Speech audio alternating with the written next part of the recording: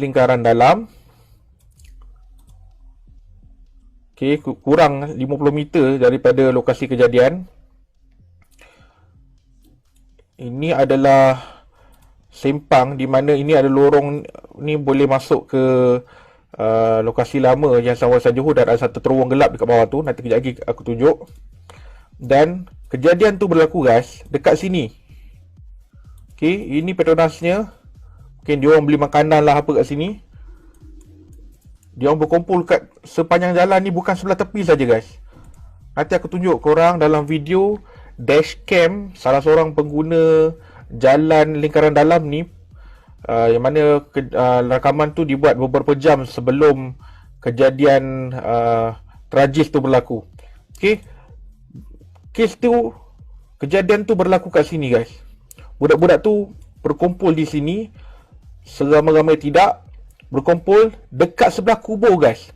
Kalau korang bandingkan dengan footage ataupun gambar-gambar kes, korang akan nampak tembok ni.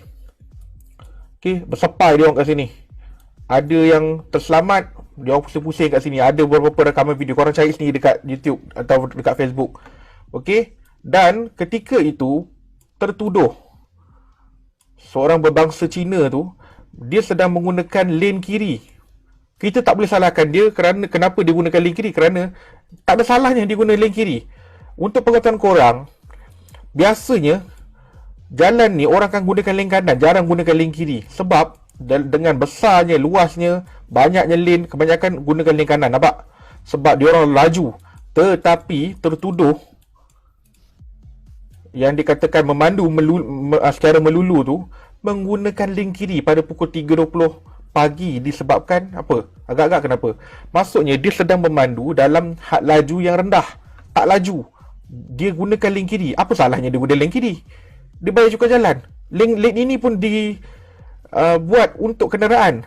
Bukan lane kiri ni tak boleh lalu. Cerita dia yang siapa yang tak berhak lalu? Budak-budak bersekala lajak tu, apa hak dia nak gunakan lane ini, nak berada dekat jalan lingkaran dalam ni pada pukul 3.20 pagi dengan basikal lajak dia orang? Okey, berkumpul. Ini kubur Mahmudiah. Kubur Mahmudiah. Okey, ada yang berkumpul kat sebelah kiri, ada yang duduk sebelah kanan, ada yang duduk tengah-tengah. Jadi situasi bahaya tu dicipta oleh kumpulan basikal lajak ini sendiri. Jadi ini dia yang kita perlu faham kenapa dua kali mahkamah magistrate melepaskan tertuduh atas tuduhan memandu secara melulu dan menyebabkan, boleh kata, ada kata mungkin dia memandu laju. Takkanlah bila nampak budak kau tak break. Ingat dia dituduh memandu secara melulu, dan mengikut bukti-bukti dan fakta-fakta kes ini, dia tidak memandu secara melulu kerana pihak Miros telah pun membuat penyiasatan dan telah pun mengeluarkan keputusan mengesahkan bahawa tertuduh hanya memandu antara kelajuannya antara tak silap aku 45 ke 47 km sejam sehingga 78 km sejam. Jadi dia tidak memandu melebihi had laju di jalan tersebut. Buktinya, bukti secara logik lah korang tengok balik gambar kes, korang tengok balik video-video viral, video-video yang menunjukkan lokasi kejadian dan juga bagaimana keadaan kejadian itu ketika ambulans tu belum sampai. Korang tengok cari dekat YouTube, cari dekat Facebook, ada video tu. Korang nampak kereta si tertuduh ni berhenti kurang, boleh kata kurang 30 meter daripada mangsa pertama yang maut. Maksudnya apa? Dia tak bawa laju. Kalau laju, dah confirm. Pertama, kereta dia akan berhenti jauh daripada mangsa tu. Kedua, kalau dia bawa laju, bukan 8, confirm lebih. Okay, sebab apa? Bila kena langgar, dia macam kalau main bowling. Kalau korang bawa slow pun, disebabkan pin tu diatur berkumpulan macam tu, korang boleh strike betul. Walaupun korang baling bola tu tak laju mana. Kan? Sama lah dengan apa yang berlaku ni. Mereka tu berkumpul. Ada dekat dalam satu rakaman video dashcam pengguna jalan yang sama, iaitu jalan lingkaran dalam, beberapa jam sebelum kejadian tu berlaku. Okay, ini adalah rakaman daripada dashcam salah seorang pengguna jalan lingkaran dalam ni pada tarikh kejadian tu berlaku, tetapi beberapa jam sebelum kejadian tu berlaku. Dan aku jangkakan rakaman ni dibuat pada lebih kurang jam pukul 10 atau 11 malam, sebab mengikut keadaan jalan yang dah tak banyak sangat kereta. Tengok ini adalah jalan lingkaran dalam.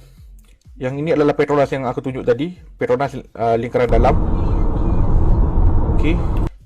Ini adalah lorong yang aku kata tadi boleh masuk ke terowong. Ada satu terowong.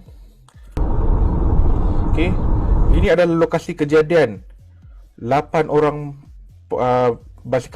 pemain basikal lajak tu maut. 8 orang maut Okey, kat sini pun waktu ni dah ada budak dah. Dah ada budak ni, nampak? Dah ada budak dah. Kanan, kiri pun ada budak dah. Dia dah berkumpul dah. Okey. Korang tengok sendiri. Undur sikit. Satu kumpulan lagi. Pak, ada duduk kanan. Lane kanan, lane tengah, lane kiri. Inilah attitude budak-budak tu.